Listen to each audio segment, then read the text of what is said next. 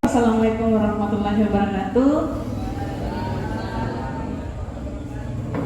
Ikan gabus makan ketan. Terima kasih teman-teman.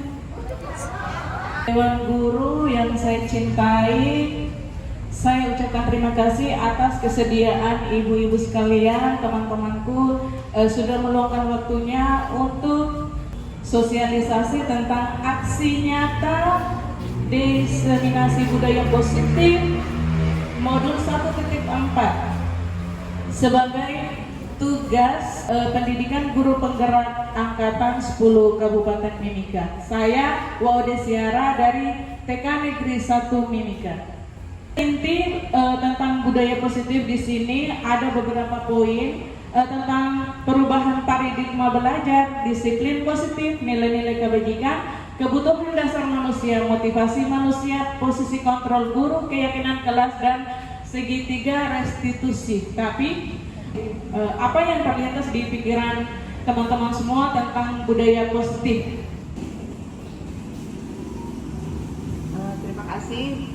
Mungkin budaya positif itu budaya yang baik yang harus diajarkan kepada anak sejak usia dini. Jadi biar anak juga berdisiplin. Iya, betul sekali. Jadi apakah di sekolah perlu diterapkan budaya positif? Perlu ya, oke baik. Perlu, ya betul. Budaya positif itu perlu diterapkan di sekolah karena di situ kita bisa menumbuhkan motivasi diri anak yang ada di dalam dirinya untuk berperilaku positif, untuk menumbuhkan rasa tanggung jawab, menumbuhkan akhlakul karimahnya, berakhlak mulianya, di mana budaya positif ini sesuai dengan dari filosofi Ki Hajar Dewantara untuk mewujudkan profil pelajar Pancasila. Oke baik, kita langsung ke perubahan paradigma belajar. Next. Pembelajaran dengan paradigma baru. Sebelumnya saya mau bertanya kepada ibu-ibu semua. Di pembelajaran paradigma baru di situ ada yang namanya pembelajaran berpusat pada murid dan berpusat pada guru. Untuk rekan-rekan semua di kelas sudah pembelajaran yang model apa nih? Berpusat pada murid, bukan kepada guru ya. Kalau berpusat pada murid berarti pembelajaran itu sesuai dengan minat dan bakat anak atau kebutuhan anak ya. Betul sekali. Jadi pembelajaran yang idealnya yang dilakukan oleh guru di sekolah adalah berpusat pada murid, di mana merupakan pembelajaran dirancang berdasarkan prinsip pembelajaran terdiferensiasi sehingga para peserta didik belajar sesuai dengan kebutuhannya berdasarkan tahap perkembangan sesuai teori psikologi modern untuk mewujudkan profil pelajar Pancasila sesuai dengan prinsip profil pelajar Pancasila, yaitu ada beberapa dimensi yang terdapat pada profil pelajar Pancasila. Dimensinya bernalar kritis, kreatif, mandiri, gotong royong, berkebinekaan global, serta beriman dan bertakwa pada Tuhan Yang Maha Esa dan berakhlak mulia. Betul sekali, beriman dan bertakwa kepada Tuhan Yang Maha Esa dan berakhlak mulia. Bagaimana kita mewujudkan anak itu supaya dia berakhlak mulia, supaya dia itu beriman dengan global? Kita tahu sendiri bahwa Indonesia itu mempunyai budaya yang sangat banyak. Gotong royong di sini bagaimana kita mewujudkan kerjasama kolaborasi di dalam kelas antara guru dengan murid maupun murid dengan guru. Terus ada mandiri, kreatif, dan bernalar kritis.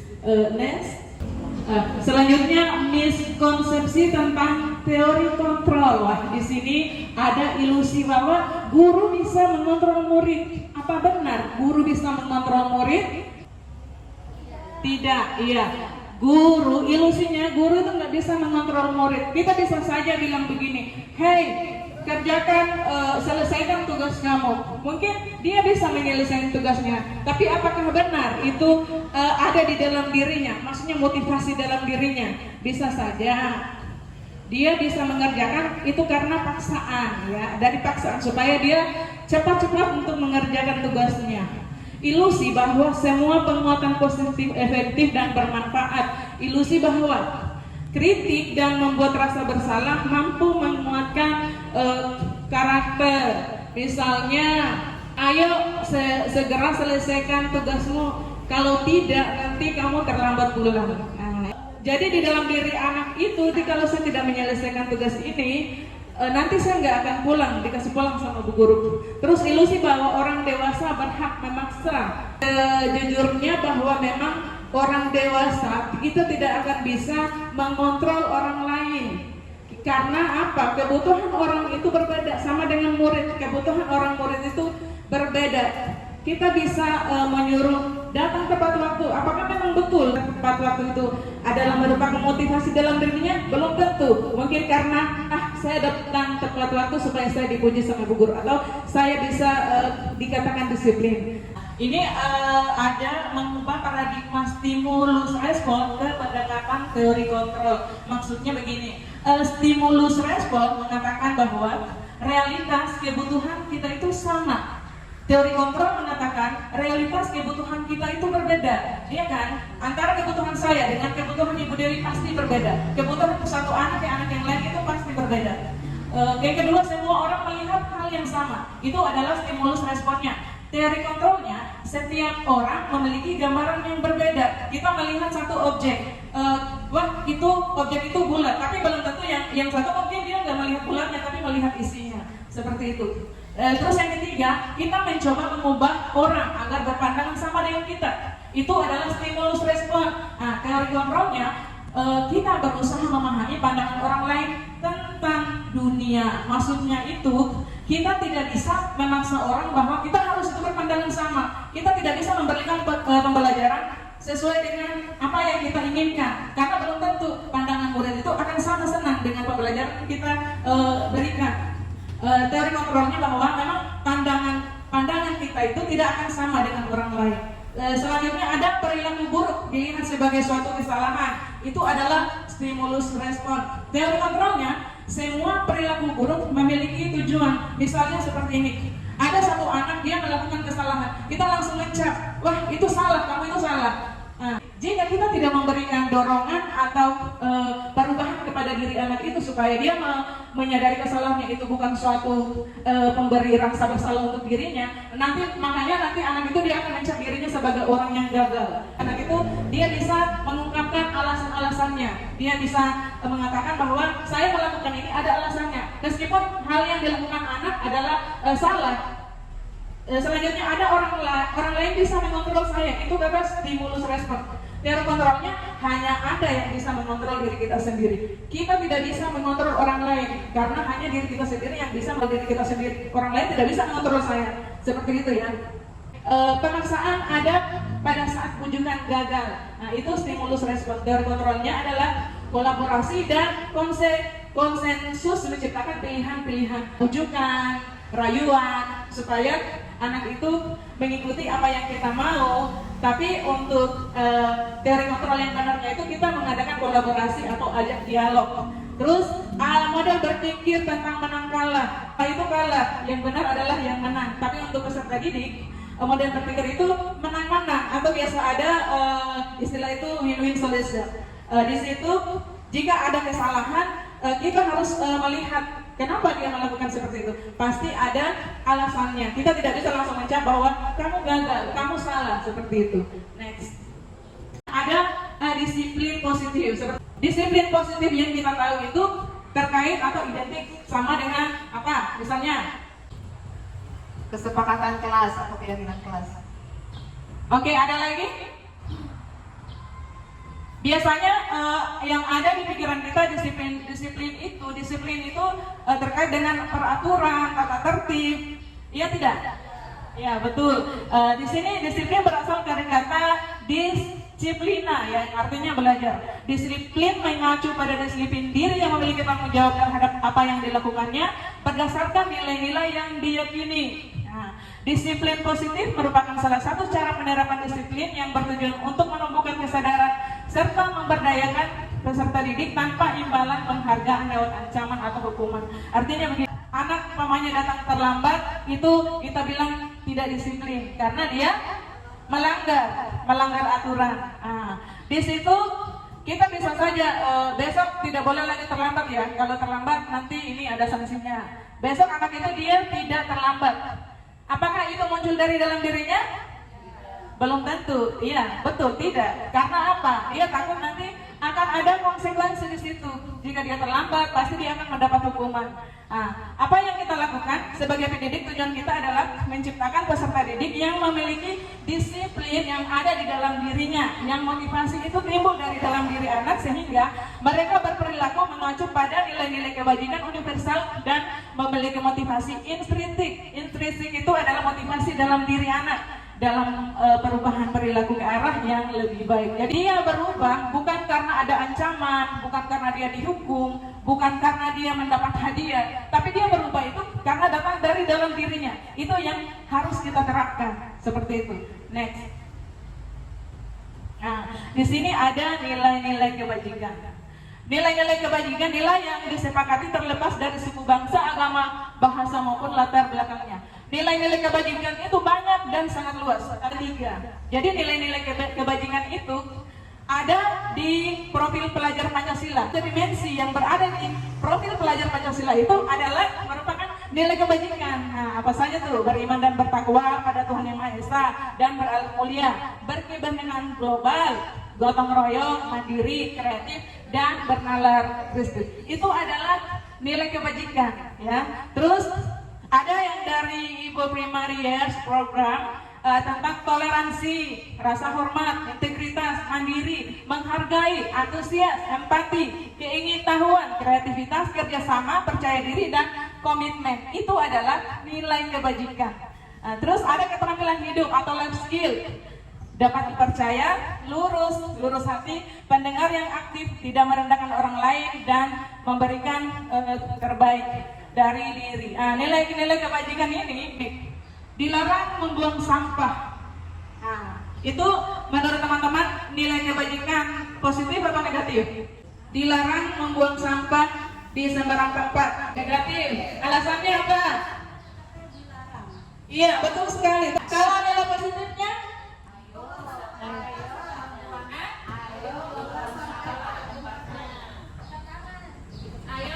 Ayo membuang sampah pada tempatnya. Ada lagi? Buanglah sampah pada tempatnya.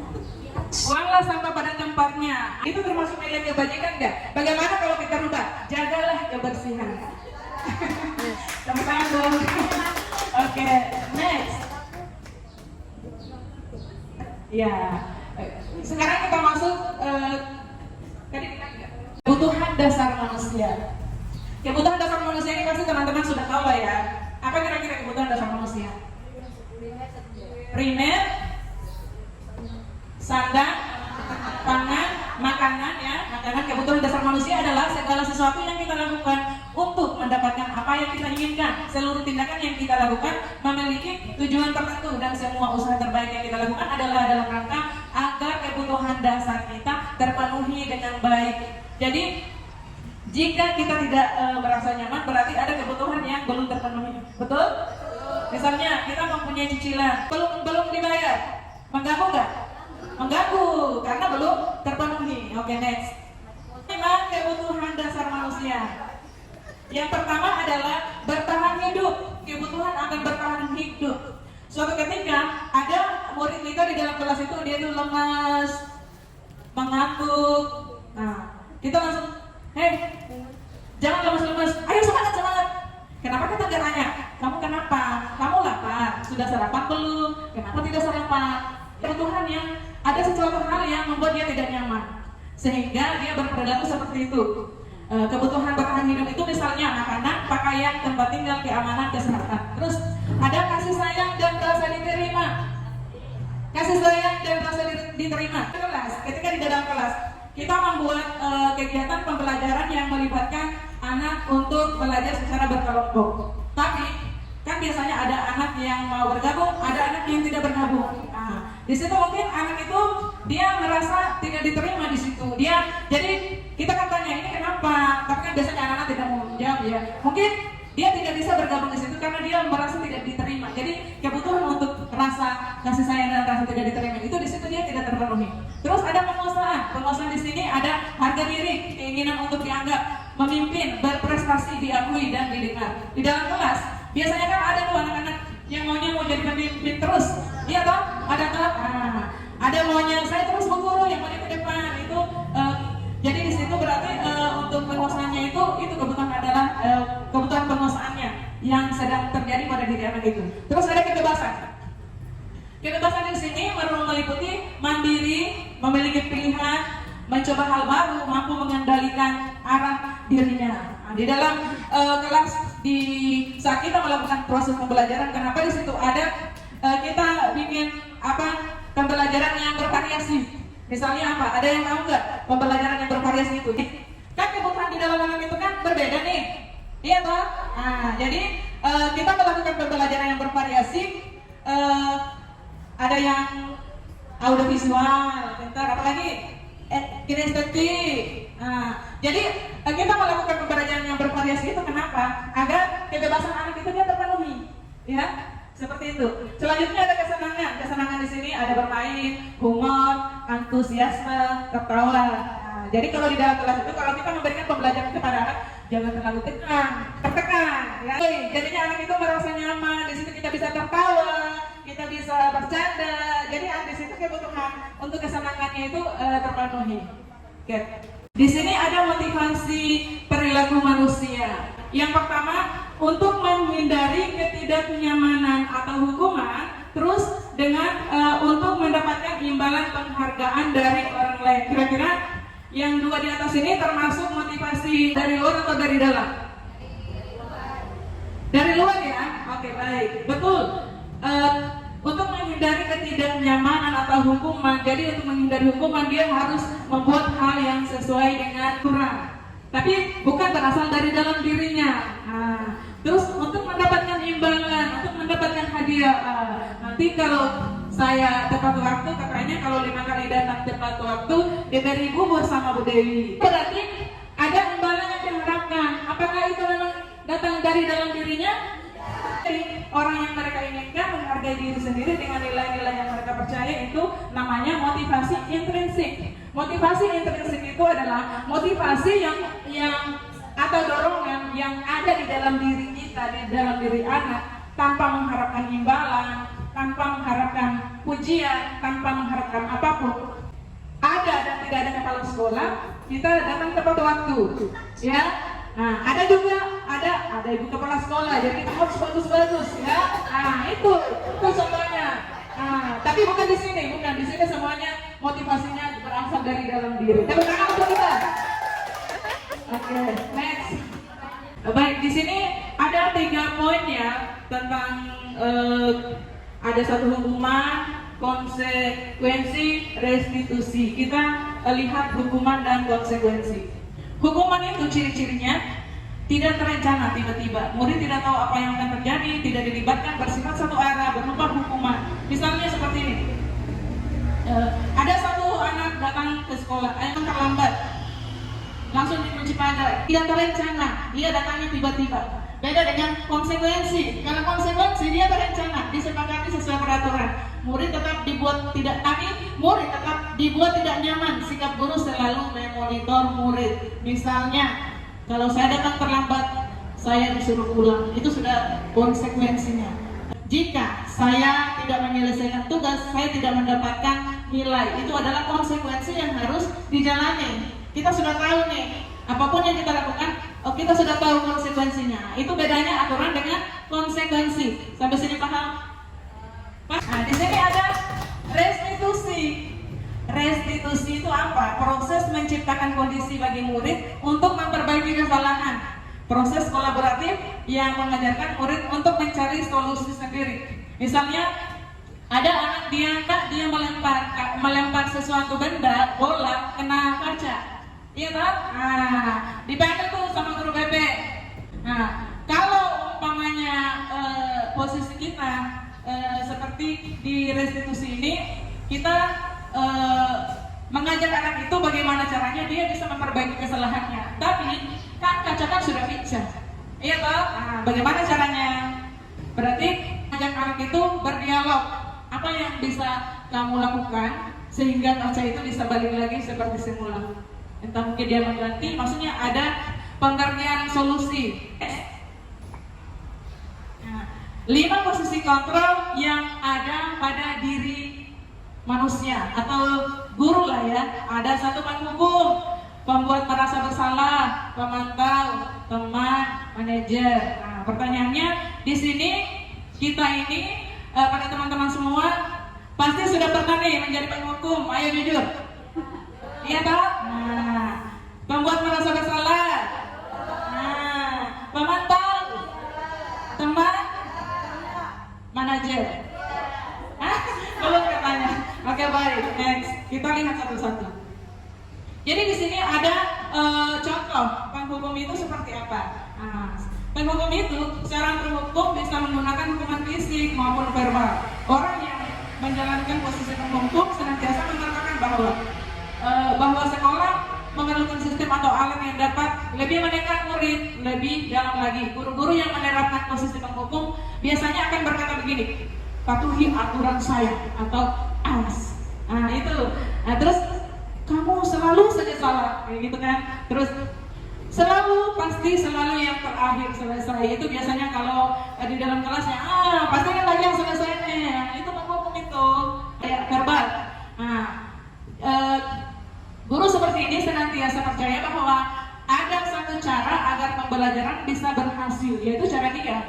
Ya, cara dia. Apapun yang dia lakukan berarti itu sudah benar. Itu kan menurut dia, tapi kan belum tentu menurut anak. Nah, terus ada membuat merasa bersalah. Pada posisi ini biasanya guru akan bersuara lebih lembut.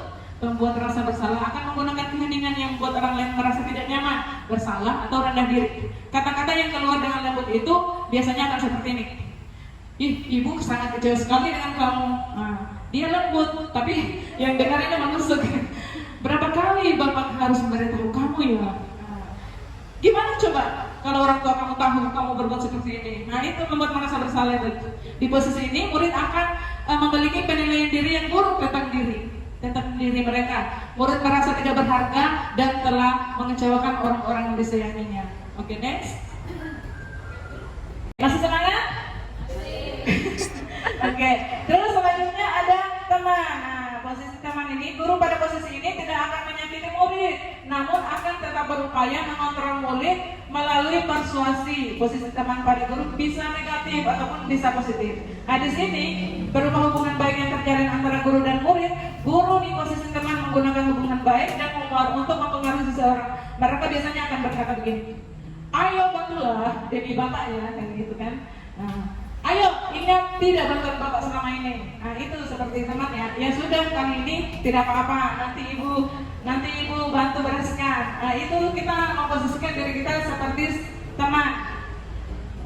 Hal negatif dari posisi teman adalah bila suatu saat guru tersebut tidak membantu murid, maka murid akan kecewa dan berpikir, saya pikir bapak atau ibu itu teman saya. Nah di sini murid merasa dikecewakan. Nah, terus tidak mau lagi berusaha. Hal yang mungkin timbul adalah murid hanya akan bertindak untuk guru tertentu dan tidak untuk guru lainnya. Jadi nanti murid di situ dia akan membeda-bedakan guru karena yang dia lihat ya itu saja teman yang memposisikan dirinya sebagai teman tadi, itu saja yang dia anggap karena dia anggap dekat. Jadi dia tidak akan melihat guru yang lain. Nah itu negatifnya kalau kita memposisikan diri kita sebagai teman kepada murid. Selanjutnya ada pemantau. Memantau berarti mengawasi. Pada saat kita mengawasi, kita bertanggung jawab atas perilaku orang-orang yang kita awasi. Posisi pemantau berdasarkan pada peraturan-peraturan dan konsekuensi. Dengan menggunakan sanksi, konsekuensi, kita dapat memisahkan hubungan pribadi kita dengan murid sebagai seorang yang menjalankan posisi pemantau. Pertanyaan yang biasa diajukan nih kalau yang pemantau itu, peraturannya apa? Apa yang telah kamu lakukan? Sanksi atau konsekuensinya apa? Misalnya ada anak tadi itu yang terlambat ke sekolah, dia terlambat masuk. Nah, kamu tahu kan kalau terlambat ada hukumannya. Nah, itu namanya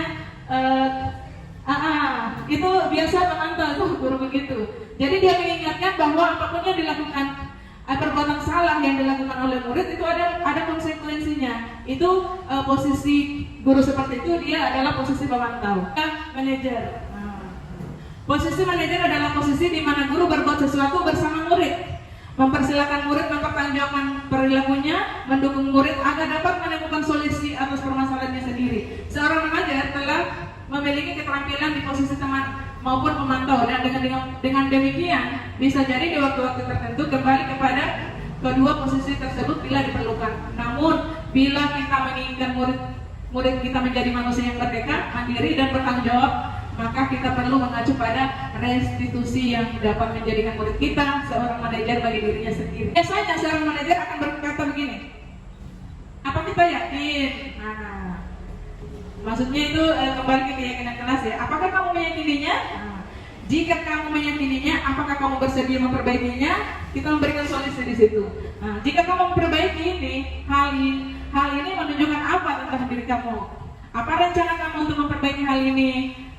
Itu kalau ada yang berkata seperti itu, berarti guru itu dia memposisikan dirinya seperti seorang posisi manajer tadi, memberikan solusi kepada murid sehingga murid itu bisa bertanggung jawab atas perlakuan yang dilakukan atau kesalahan yang dilakukannya. Oke, next. Ini ada contoh penerapan 5 posisi kontrol guru. Ada ini kasusnya, kasus anak tidak memakai atribut lengkap saat upacara bendera. Kalau penghukum, dia akan berkata berlari keliling lapangan 3 kali. Itu namanya penghukum. Kalau membuat rasa bersalah, dia akan mengatakan begini, berapa kali ibu ingatkan, kamu selalu saja membuat ibu kecewa. Itu membuat rasa bersalah. Jadi anak itu dia ada yang merasa bersalah. Oh iya ya, dia merasa bersalah dalam dirinya. Next. Kalau posisi teman, guru biasanya akan berkata, ayo dong, ikuti aturan sekolah, tolong bantu ibu kali ini ya, sudah tidak apa-apa lain kali, jangan diulang lagi ya. Itu posisi guru sebagai teman. Kalau pemantau, guru akan berkata begini, kamu sudah melanggar aturan sekolah, kamu tahu kan konsekuensinya. Setelah upacara bendera, kamu beli perlengkapan di koperasi dan jangan ulangi lagi. Itu adalah posisi pemantau. Terus kalau yang manajer, dia akan menanyakan nih kepada anak, apakah kamu tahu kesalahanmu? Dia bertanya, tahu nggak tidak kesalahanmu? Tahu guru, apa kesalahanmu? Saya tidak memakai atribut lengkap saat upacara bendera. Kira-kira bagaimana kamu memperbaiki kesalahan kamu supaya kamu tidak mengulangi lagi? Itu adalah posisi manajer. Jadi memberikan solusi kepada anak untuk memperbaiki kesalahannya. Jadi ada rasa tanggung jawab di dalam diri anak tersebut tanpa ada paksaan. Dia muncul dari dalam dirinya sendiri. Posisi yang bermanfaat aku. Tadi kan sudah dibahas ya. Saya kecewa sekali dengan kamu.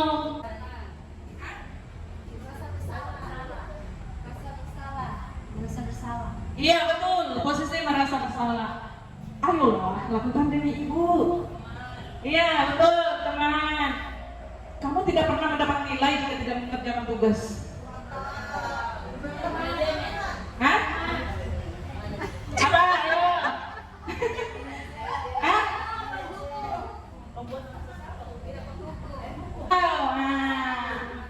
Patuhi aturan saya atau berhukum. Apa rencanamu untuk menyelesaikan masalah ini?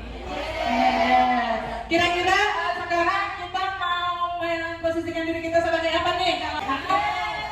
Manajer dong. Kelas ya, kita masuk ke keyakinan kelas. Mengapa keyakinan kelas? Mengapa bukan peraturan? Untuk keyakinan kelas, kalau keyakinan kelas itu kita dengan murid sama-sama yang membuat kelas. Tapi kalau peraturan kelas itu kadang-kala guru sendiri yang membuat aturan dan murid kalau mengikuti. Iya betul sekali, terima kasih. Mengapa keyakinan kelas? Mengapa bukan peraturan kelas? Next. Karena kalau peraturan itu bisa saja dibuat aturan, tapi bukan dari dalam dirinya. Tapi kalau keyakinan kelas, anak itu meyakini karena kita membuat keyakinan kelas itu melibatkan anak, kita memberikan dorongan kepada anak bahwa dengan kita membuat keyakinan kelas secara bersama-sama, kita bisa menjalankan keyakinan tersebut tanpa ada paksaan. Tapi pembentukan keyakinan kelas itu bisa bersifat abstrak, berupa pernyataan universal dibuat dalam pernyataan positif sedikit saja agar mudah diingat, sesuai dengan kondisi kelas dan sekolah sehingga mudah diterapkan. Semua warga sekolah atau warga kelas dilibatkan saat membuat keyakinan kelas. Next. Nah, di sini ada contoh ya, ada peraturan nih. Misalnya seperti ini, tak mengganggu teman. Sebenarnya juga boleh. Hadir di sekolah 15 menit sebelum pembelajaran dimulai. Disiplin waktu, ya, bergantian atau menunggu giliran. Nah, kalau umpamanya nilai kebanyakan dituju, mungkin budayakan antri.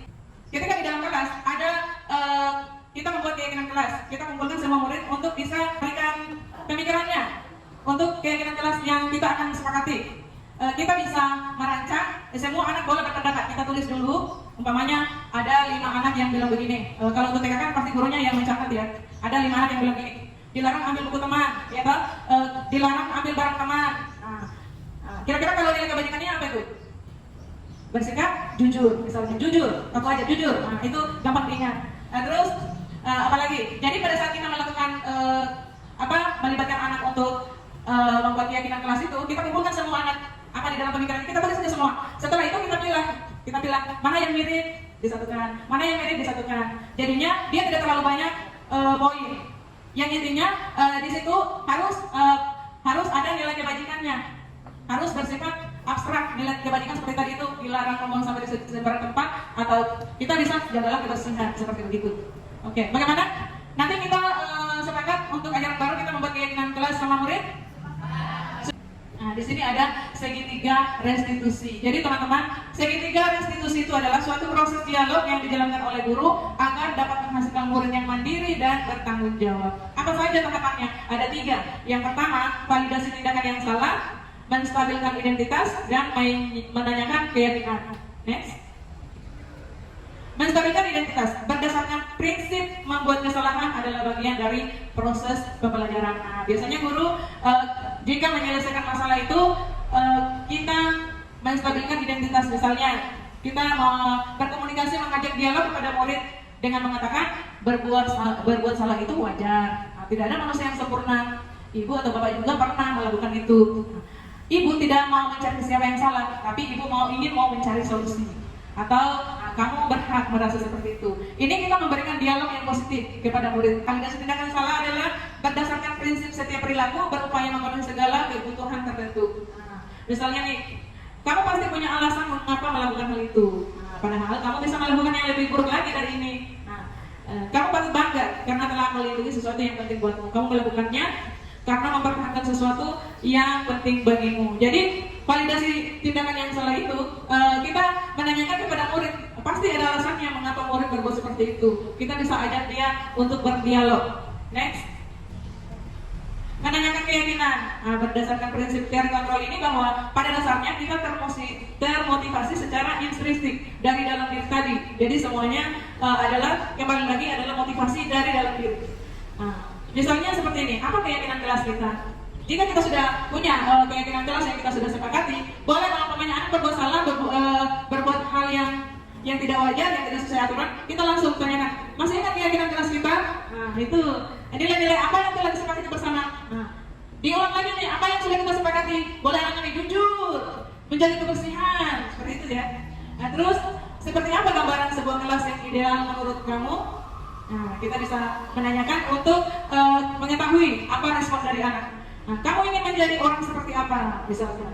Nah, jadi untuk menanyakan keyakinan ini kita berdialog kepada murid sehingga murid itu dia bisa ada tanggung jawab dan ada kemandirian di dalamnya. Oke, next. Nah, kita sudah sampai di penghujung penutupnya. Ya. Jadi dalam penerapan program disiplin positif itu hendaknya guru memiliki standar kepribadian, profesional, dan sosial yang baik, di mana guru mampu merefleksi dirinya dalam posisi kontrol saat ini. Kita bisa merefleksi saat ini kita berada di posisi kontrol yang mana. Jika masih salah, kita boleh memperbaiki. Tadi kita sudah tahu bersama bahwa posisi kontrol yang baik, yang idealnya seorang guru itu adalah posisi kontrol manajer. Bagaimana perjalanan diri sebagai anak atau manajer yang menuntut murid-muridnya menjadi insan yang mandiri, merdeka, dan bertanggung jawab sesuai dengan standar nasional pendidikan. Semua ini adalah cita-cita dari Ki Hajar Dewantara dengan filosofinya yang mengatakan bahwa guru adalah menuntun sehingga anak itu bisa mendapatkan kepribadian sesuai dengan profil pelajar Pancasila. Sampai di sini yang saya paparkan untuk disiplin positif atas segala motivasi, atas segala kekurangan. Saya mohon maaf dan terima kasih.